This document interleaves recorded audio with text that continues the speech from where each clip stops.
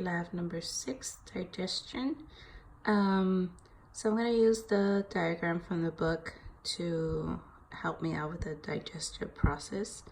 But basically, once food is introduced into our body, it enters through the mouth.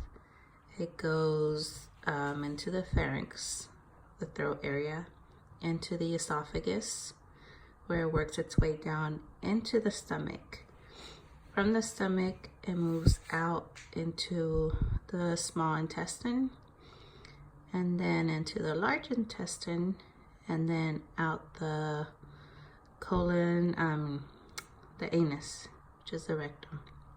Basically, once you put food into the mouth, there's mastication, which is chewing, that helps break down any large volumes of food into smaller pieces where they can easily travel down into the pharynx. In the stomach, there's a process called chemical digestion and mechanical digestion.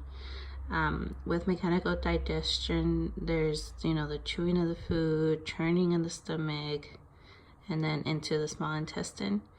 Chemical digestion helps break down the nutrients to be absorbed as well.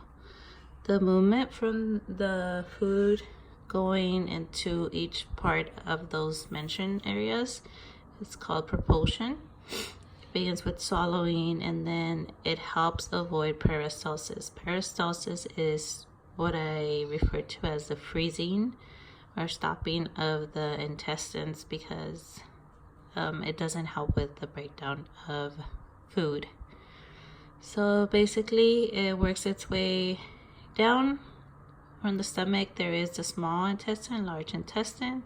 Small intestine has jejunum, and then 2 other parts that it's broken into. Let me see.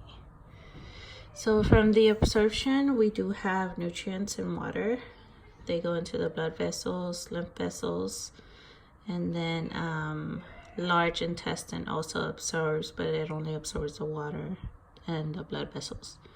So for the assignment, it had mentioned how the cheeseburger will travel. Well, you would put it in your mouth, take a bite, mastication occurs, goes down into the pharynx, propulsion pushes it down to the esophagus, into the stomach, where it gets broken down even more with chemical and mechanical digestion, out into the small intestine, large intestine, and then out the rectum. Out the rectum is pretty much when there's no necessity of the remainder of the food. There's no nutrients there.